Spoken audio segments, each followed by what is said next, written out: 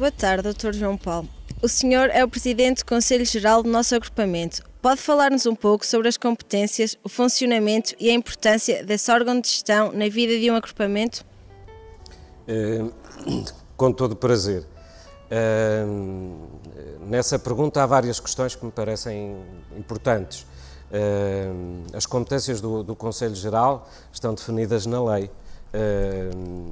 De uma forma geral, podemos dizer que passam por aprovar os documentos que são fundamentais na vida do agrupamento. O projeto educativo, o regulamento interno, o plano anual de atividades e também tudo aquilo que diz respeito à vida do agrupamento. Qualquer assunto que diga respeito à vida dos alunos, dos professores, dos funcionários, é também da competência do Conselho Geral. A importância que o Conselho Geral tem na vida do agrupamento é aquela que o agrupamento lhe quiser dar, mas se virmos pela sua Constituição, é um órgão que é o único órgão onde estão representados todos os intervenientes, todos os interessados na vida do agrupamento, desde os pais encarregados de educação, aos alunos, passando pelos professores, pelos funcionários que trabalham no agrupamento. Portanto, sendo esse o único órgão onde todos os elementos estão representados, ele tem efetivamente uma importância assinalável. Agora, o processo, a atuação do Conselho Geral na vida do agrupamento é que vai, ao longo dos anos, dizer se ele é importante ou não. Depois havia outro aspecto que gostarias que eu falasse, que era Era a importância desse órgão na gestão e na vida de um agrupamento. Pronto, isso já referi. Como é que funciona? O aspecto que não referi tem a ver com o funcionamento. O Conselho Geral é um órgão colegial, onde estão representados, como já disse, todos os elementos interessados na vida do agrupamento. É constituído por 21 elementos, mais o diretor que participa nas reuniões sem direito a voto, e o Conselho Geral reúne ordinariamente 3 vezes por ano. E isto também revela um bocadinho a importância que o Conselho Geral tem. Ou seja, isso me faço entender, quando se prevê na lei que se reúna apenas 3 vezes por ano, está-se à espera que este órgão faça intervenções pontuais, mas importantes, relativamente àquilo que eu já há pouco referi e que são os elementos estruturantes da vida do agrupamento. É um órgão colegial, tem um presidente que neste mandato sou eu, mas eu funciono apenas como presidente de um órgão que é colegial e nisso há uma distinção muito importante relativamente ao outro órgão de gestão que é o diretor, que é um cargo unipessoal. Na sua opinião, qual é a tarefa mais difícil na liderança dos trabalhos de um Conselho Geral? É assim, não há tarefas difíceis como não há tarefas fáceis. Há trabalhos que têm que ser feitos e todos eles, com algumas dificuldades, mas também com o contributo de todos aqueles que são diretamente implicados na vida do agrupamento, se vão realizando.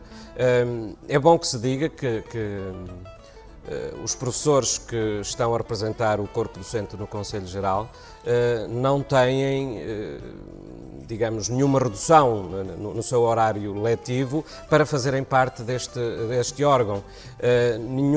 O Presidente do Conselho Geral também não tem nenhuma redução para o exercício desse cargo.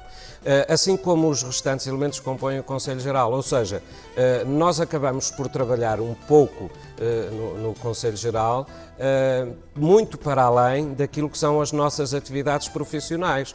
Os pais, os representantes dos pais encarregados de educação, todos eles têm a sua profissão, que exercem diariamente, e depois são chamados a vir aqui e vêm, digamos, gratuitamente, não têm nenhuma retribuição por isso mesmo, assim como os alunos e os funcionários. Portanto,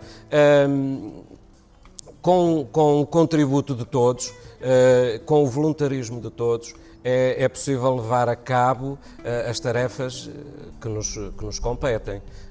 Enquanto Presidente do Conselho Geral, a mim cabe-me dirigir as reuniões. Não é fácil dirigir uma reunião ou os trabalhos de uma reunião onde estão 22 pessoas, mas procuro sempre criar convergência de ideias, fazer com que haja partilha de opiniões, mesmo se estas são opiniões divergentes, mas, no fundo, chegarmos a consensos que permitam e que possibilitem o normal funcionamento do nosso agrupamento. Definiu como lema do seu mandato promover a mudança e evitar o queixume. Pode referir-nos quais os seus motivos para esta escolha? Sim, com muito prazer, e até porque gostaria que essa mensagem, que esse lema ficasse muito claro para todos. Aliás, num texto onde eu expus esse lema, eu esclareço qual é a minha intenção com ele mesmo. E refiro-me a toda esta fase de transição que temos vindo a viver nos 2 últimos anos letivos, com a constituição do agrupamento e que implicou a agregação de várias escolas num único agrupamento e, obviamente, que tudo isso traz ou exige de nós que saiamos um pouco da nossa zona de conforto. Ou seja, nas diferentes unidades que compõem o agrupamento havia outros órgãos de gestão, os espaços eram geridos de forma muito própria e, de repente, em 2 anos passamos para uma outra realidade que exige de nós mudanças. Obviamente que estas mudanças trazem constrangimentos aos alunos, eventualmente, porque também as turmas são maiores, aos pais encarregados de educação, porque eventualmente têm que fazer outros trajetos e adaptar-se a horários diferentes, aos professores, que muitos deles se veem obrigados a ir lecionar em estabelecimentos de ensino diferentes, até durante o mesmo dia, aos próprios funcionários cuja sobrecarga de trabalho é muito maior e também aos próprios órgãos de gestão que em pouco tempo viram o seu volume de trabalho triplicar.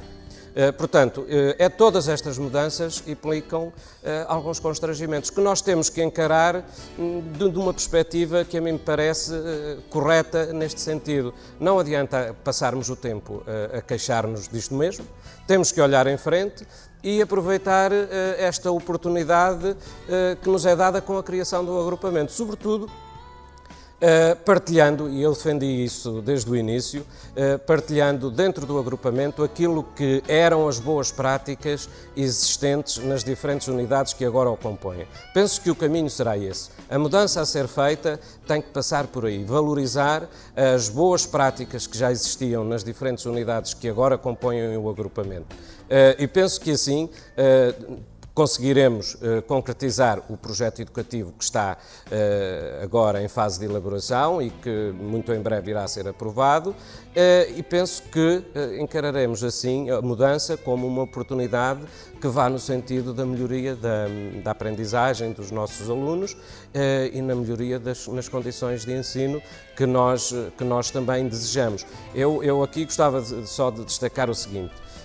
Dentro do agrupamento nós temos realidades distintas, sobretudo à medida que os alunos vão evoluindo, vão se deparando com um cenário onde as condições se vão deteriorando, ou seja, temos centros escolares de última geração, temos uma escola do 2º e 3º ciclo, a escola EB 2-3 de Lamego, onde também têm todas as condições, e depois chegamos à escola secundária e temos muitas falhas, sobretudo ao nível do que é o plano tecnológico.